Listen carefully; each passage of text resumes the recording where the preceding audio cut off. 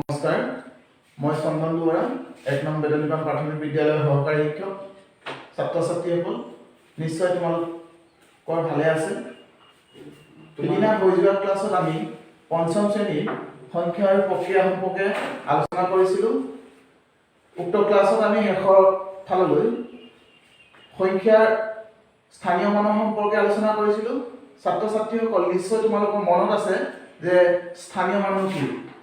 স্থানীয় মান হৈছে কোনো এটা সংখ্যাটোৰ অৱস্থিতি হৈছে সংখ্যাটোৰ স্থানীয় মান।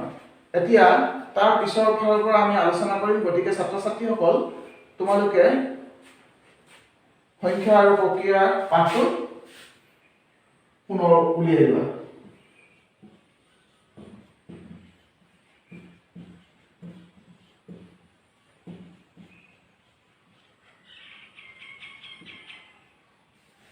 ছাত্ৰ ছাত্ৰীসকল, তোমালোকৰ নিশ্চয় মনত আছে সিদিনা আমি স্থানীয় মানৰ সম্পৰ্কে আলোচনা কৰিছিলোঁ আৰু এটা সৰু উদাহৰণ দিছিলোঁ একক, দশক, শতকলৈকে।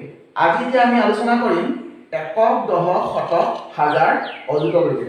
তোমালোকে ভালদৰে মন কৰিবা দেই।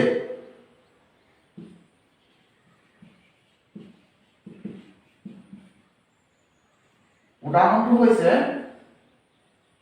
67032। এতিয়া আমি তোমালোকৰ বুজাৰ সুবিধাৰ্থে আমি এনেকৈ 8টা নিম।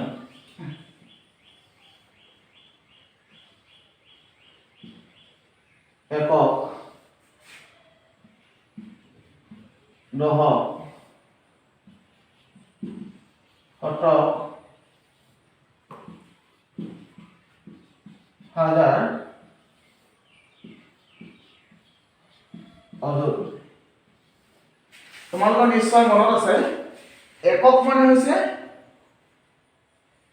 এইটো একৰ ঘৰ, দশক মানে হৈছে দহৰ ঘৰ, শতক মানে হৈছে শ ঘৰ, হাজাৰ মানে হৈছে 1000 ঘৰ, অযুত মানে হৈছে 10000 ঘৰ। এতিয়া আমি আমাৰ 5টা ঘৰ আমি তোমালোকৰ সুবিধাৰ্থে দেখুৱাইছো আৰু আমাৰ লগত আছে 5টা সংখ্যা। গতিকে আমি সংখ্যাকেইটা আমি একাধিক্ৰমে পাতি লওঁ। প্ৰথম 2 এককৰ ঘৰ পাতিলো, 3 দশকৰ ঘৰ পাতিলো, 0 শতকৰ ঘৰ পাতিলো, 7 হাজাৰ ঘৰ পাতিলো, 6 আমি অযুতৰ ঘৰ পাতিলো। তোমালোকক মই প্ৰথমে কৈ আহিছো যে অযুত মানে হৈছে 10000। গতিকে 6 লগত আমি 10000 পূৰণ কৰিম। তেনেহলে 6 লগত যদি 10000 পূৰণ কৰো তেনেহলে আমাৰ 60000 হ'ব। আৰু 6 স্থানীয় মান হৈছে 60000। ঠিক তেনেদৰে 7ৰ স্থানীয় মান কিমান আমি যদি উলিয়াবলৈ যাওঁ তেনেহলে 7 আছে হাজাৰ ঘৰ। গতিকে 7ৰ লগত আমি 1000 পূৰণ কৰিম। তেনেহলে আমি উত্তৰ পাম 7000। ঠিক তেনেদৰে শতক আছে, শতক এইটো ঘৰত আমাৰ 0 আছে। গতিকে 0 লগত যদি আমি 100 পূৰণ কৰো তেনেহলে আমি উত্তৰ পাম 0। ঠিক দশকৰ ঘৰত আছে 3 লগত যদি আমি 10 পূৰণ কৰো তেনেহলে আমি উত্তৰ পাম 30। ঠিক তেনেদৰে 2 লগত যদি আমি এককৰ ঘৰ নহয়, গতিকে 1 পূৰণ কৰিলো সমান, তেনেহলে 2 × 2। এতিয়া আমি কি পালো 6 স্থানীয় মান হৈছে 60000, 7ৰ স্থানীয় মান হৈছে 7000, 0 স্থানীয় মান হৈছে 0, 3 স্থানীয় মান হৈছে 30, 2 স্থানীয় মান হৈছে 2। এতিয়া যদি আমি গোটেইখিনি যদি লগ কৰি দিওঁ, গোটেইখিনি যদি আমি যোগ কৰি দিওঁ, গোটেইখিনি যদি আমি যোগ কৰি দিওঁ 60000, 7000, 0,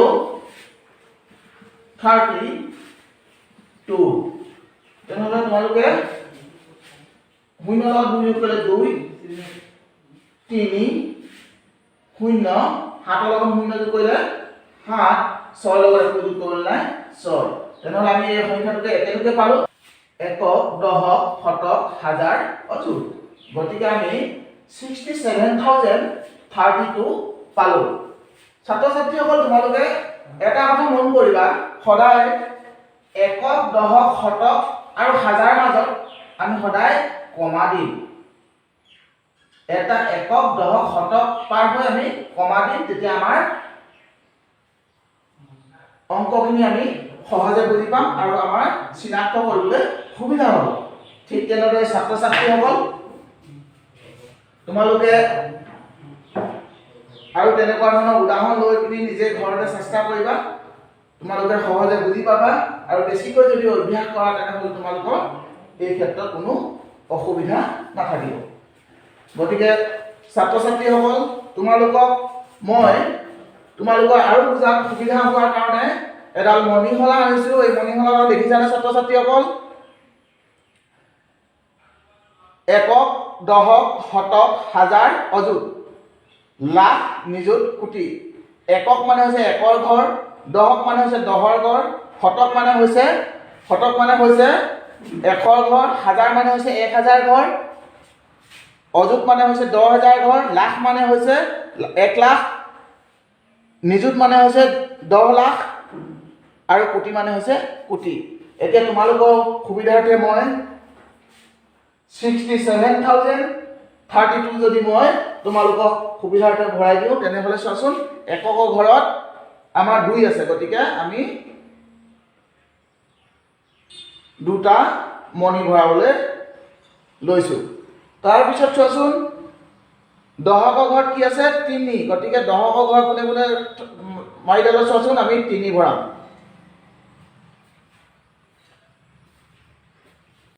ছাত্ৰ ছাত্ৰীসকল এতিয়া আমাৰ শতকৰ ঘৰত কি আছে? 0 আছে, গতিকে আমি তাত একো নভৰাম। তাৰপিছত কি আছে? হাজাৰৰ ঘৰত কি আছে? 7, অৰ্থাৎ 7,000, গতিকে আমি 7টা গুটি ভৰাম। দেখিছানে? আমি হাজাৰৰ ঘৰত ভৰাম দেই। 1 2 3 4 5 6 7, চোৱাচোন কিবা খেলি মেলি হৈছে নেকি? 7, 1 2 3 4 5 6 7, ক'ত বহিছে? 1000ৰ ঘৰত, ঠিক আছে। তাৰপিছত কি আছে? অযুতৰ ঘৰত কি আছে? 6, গতিকে আমি 6টা মণি ভৰাম। তোমালোকে ভালকে মন কৰিবা। 1, দেখিছানে? 2 3, ভুল হৈছিলে দেই, 3, তোমালোকে ভালকে মন কৰিবা, বগা মণি ক'ৰবাত সোমাই পৰিব নহ'লে। অযুত 5 6, 1 2 3 4 5 6, কিহত বহাইছোঁ? অযুতৰ ঘৰত, গতিকে 6 আছে নহয় 60, 7 আছে নহয় 67, ক'ত আছে? হাজাৰৰ ঘৰত, গতিকে 67,000। শতকৰ ঘৰত কি আছে? একো নাই, গতিকে আমি শতকৰ নামটো উল্লেখ নকৰোঁ। 67,000 কি আছে? দশকৰ ঘৰত 30, 67,030, একৰ ঘৰত কি আছে? 2 আছে, গতিকে 67,032, গতিকে তোমালোকে নিশ্চয় গম পাইছা 67,032। গতিকে ছাত্ৰ ছাত্ৰীসকল তোমালোকে যদি এনেকৈ ঘৰত অভ্যাস কৰা তেনেহ'লে তোমালোকে এই ক্ষেত্ৰত অতি নিপুণ হ'বা আৰু অনাগত দিনত তোমালোকে ইয়াত কোনো ধৰণৰ খোকোজা লাগি নাথাকে। এতিয়া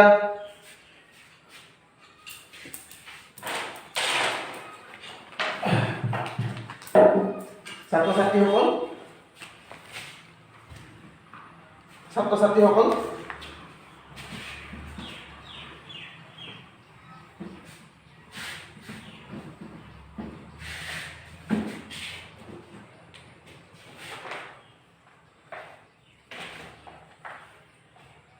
তোমালোকক মই পুনৰবাৰ এবাৰ উল্লেখ কৰিব বিচাৰিছোঁ, আমাৰ অযুত মানে হৈছে সদায় 10,000 আৰু নিযুত মানে হৈছে 10 লাখ।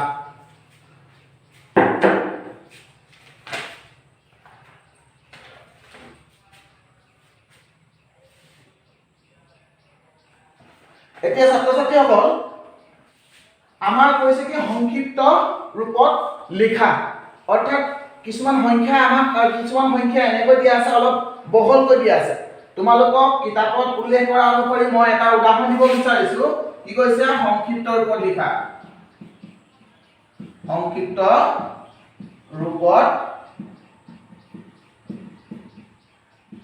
লিখা অৰ্থাৎ মানে বহল হৈ আছে উদাহৰণ চোৱাচোন 880 প্লাছ 9 এতিয়া কি হ'ব আমাৰ তোমালোকৰ সুবিধাৰ্থে যদি আমি এনেকৈ কৰি লওঁ 800 যোগ কৰা সুবিধাৰ কাৰণে 80 প্লাছ 9 আমাৰ কি হ'ল 9 ৰ লগত 0 যোগ কৰিলে 9 8 ৰ লগত 0 যোগ কৰিলে 8 8 ৰ লগত একো যোগ কৰিব নাই 8 অৰ্থাৎ 889 ঠিক তেনেদৰে পিছৰ উদাহৰণকেইটা তোমালোকে ঘৰতে কৰিবলৈ চেষ্টা কৰিবা বিশেষ একো জটিল নহয় এতিয়া তাৰপিছত লিখিছে কি সংখ্যাত লিখো আহা সংখ্যাত লিখো আহা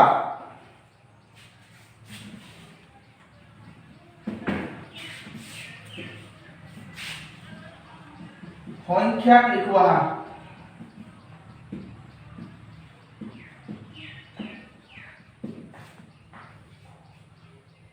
এক নম্বৰ 9805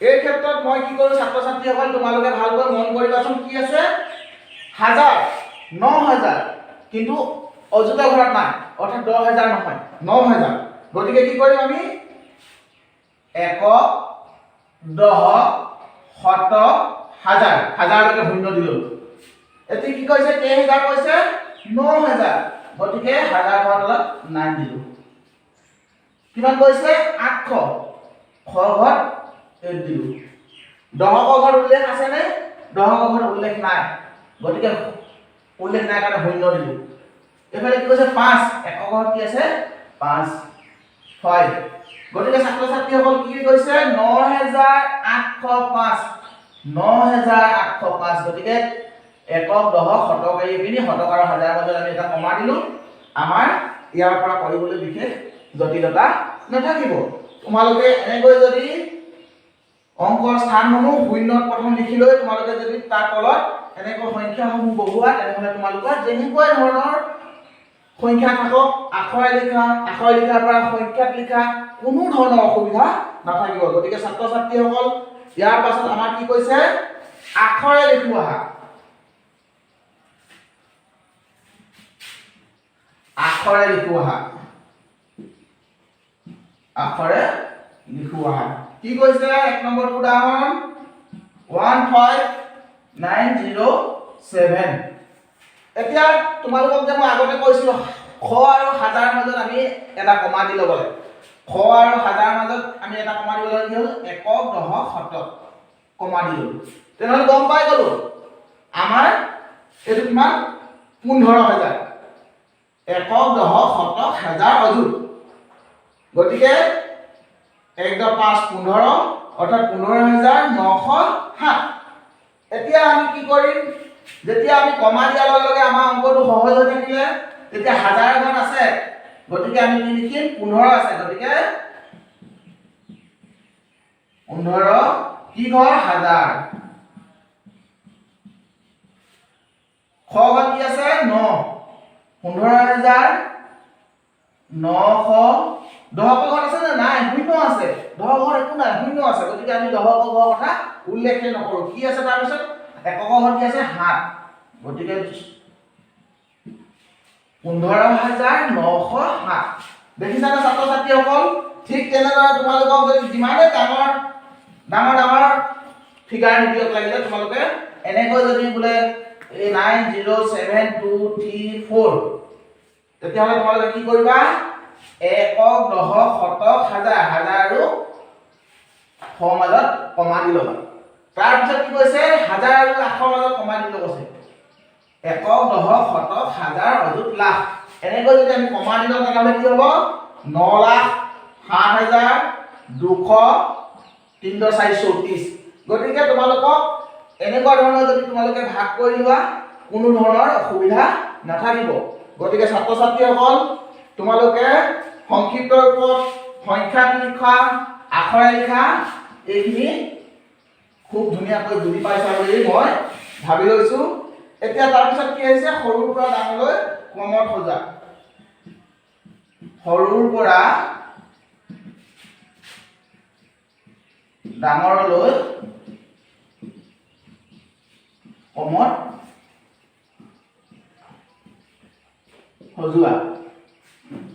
এতিয়া কি কৈছে প্ৰথমৰ উদাহৰণটো কি আছে 723 732 690 960 এনেকুৱাবোৰ যদি তোমালোকক সৰুৰ পৰা ডাঙৰলৈ লিখিব কৈছে গতিকে তোমালোকে প্ৰথমৰ সংখ্যাটো চাবা প্ৰথমৰ সংখ্যাটো কোনটো সৰু 7769 গতিকে 6 টো ডেফিনেটলি সৰু 6 আৰু আছে কি নাই গতিকে 690 টো প্ৰথম তাৰ পিছতে কি আহিলে কমা দিবা তাৰ পিছত কি আহিলে 6 ৰ পিছতে 7 দিলা 7 ৰ পিছত এটো 7 আছে এটো 7 আছে ঠিক আছে গতিকে এটা 7 আহিব তাৰ পিছত কি আছে 2 ইয়াত 3 গতিকে গম পালা যে এটোকৈ এটো সৰু তাৰ পিছত আহিলে 732 কাৰণ আৰু 7 লগা সংখ্যা নাই আমি এটা দুটা তিনটা বহালো এটা দুটা তিনটা হোৱাৰ পিছত এটো 960 টো আমি সকলোৱে বুজি পাম গতিকে আমি যদি প্ৰথম সংখ্যাটো কোনটো সৰু চাই লৈ বহুৱালো দ্বিতীয় সংখ্যাটো কোনটো সৰু তাৰ পিছত বহুৱালে এনেকৈ যদি আমি প্ৰথম দ্বিতীয় তৃতীয় সংখ্যাটো যদি সৰু কোনটো সৰু প্ৰথম লিখি লৈ এনেকৈ ক্ৰমান্বয়ে যদি লিখি যাওঁ তেনেহলে আমাৰ সৰুৰ পৰা ডাঙৰলৈ একাধিক ক্ৰমে সজোৱাত কোনো ধৰণৰ অসুবিধা নহব গতিকে ছাত্ৰ ছাত্ৰীসকল ঠিক তেনেদৰে ডাঙৰ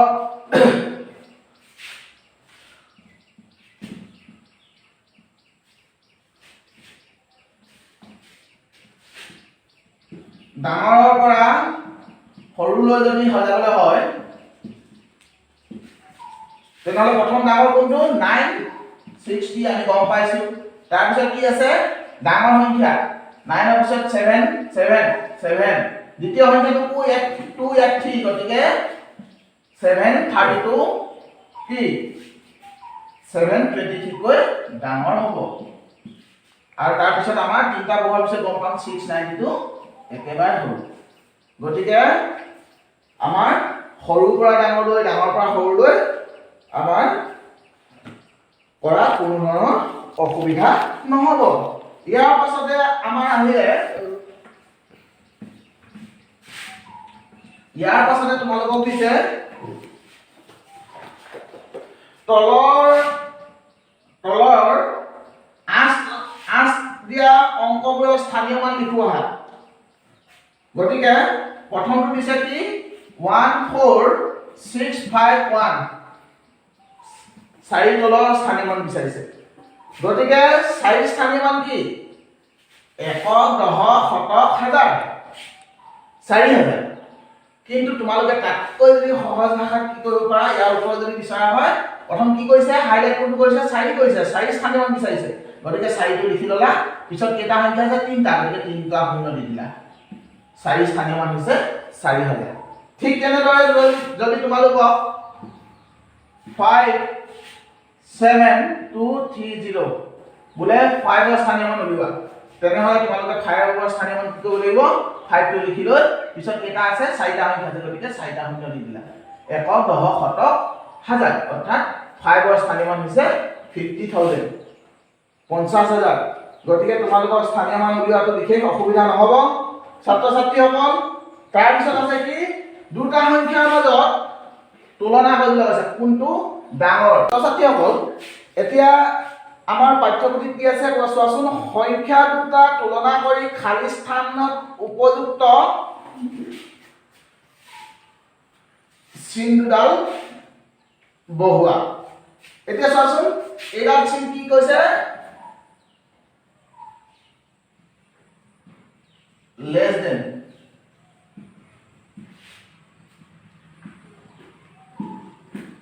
greater than অৰ্থাৎ মই তোমালোকক এটা উদাহৰণ দিব বিচাৰিছো চোৱাচোন কিতাপত দিয়া আছে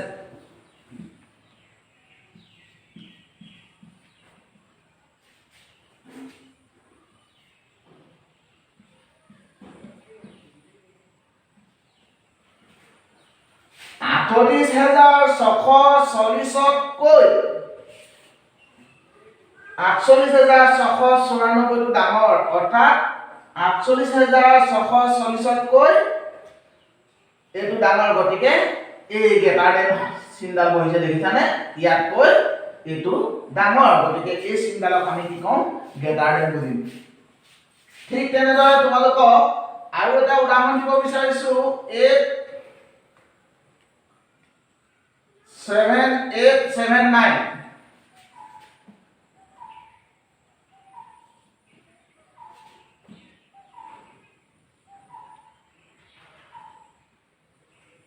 87877 অৰ্থাৎ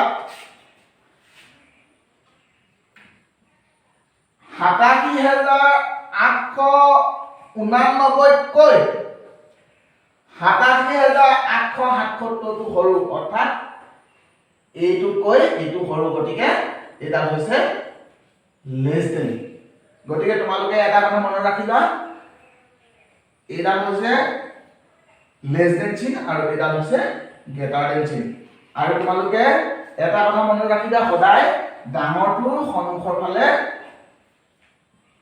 এই আলডাল মুখ কৰি থাকে গতিকে ছাত্ৰ ছাত্ৰীসকল তোমালোকে ইয়াতো বিশেষ বুজিবলৈ অসুবিধা হৈছে বুলি মই ভবা নাই সময় প্ৰতি লক্ষ্য ৰাখি মই অলপ সোনকাল কৰিব বিচাৰিছো তোমালোকে ভালকে মনোযোগ দিয়া এতিয়া আমাৰ পাঠ্যপুথিত আছে মই কোন ভাবি চাও আহা প্ৰথমতে কৈছে যে মই এটা 5টা অংক বিশিষ্ট সংখ্যা গতিকে 5টা শূন্য দিলো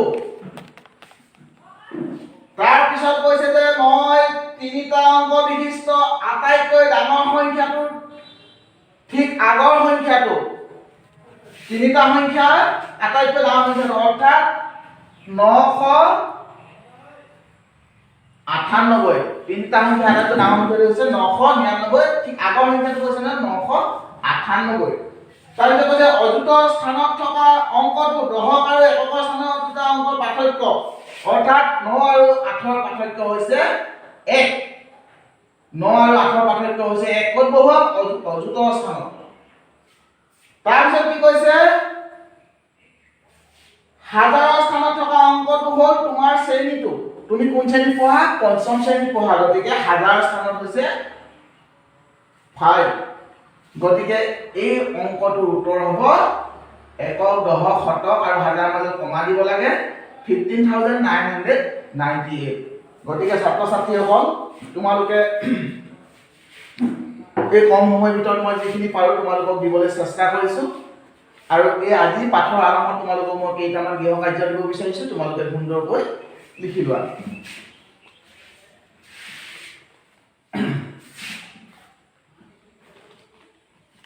তলৰ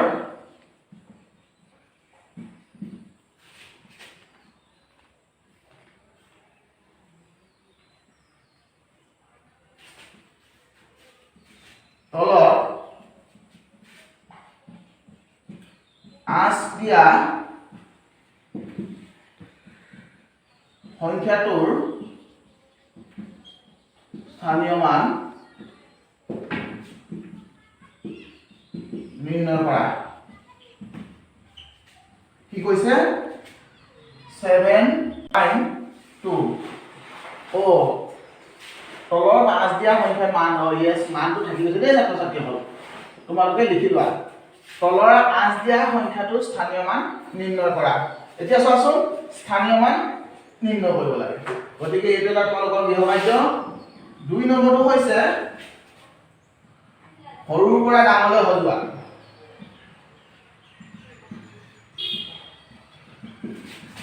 সৰুৰ পৰা ডাঙৰলৈ আৰু ডাঙৰৰ পৰা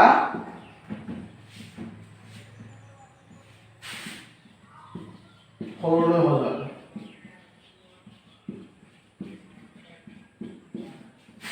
75892 ইমান ডাঙৰ বুজা নিদিও তোমালোকৰ অসুবিধা হ'ব 785,934 943 879 গতিকে এই সংখ্যাকেইটা তোমালোকে সৰুৰ পৰা ডাঙৰলৈ আৰু ডাঙৰৰ পৰা সৰুলৈ সজাবলৈ চেষ্টা কৰা গতিকে ছাত্ৰ ছাত্ৰীসকল আজিৰ পাঠৰ আৰম্ভত তোমালোকক মই এই দুটাই গৃহকাৰ্য দিলোঁ।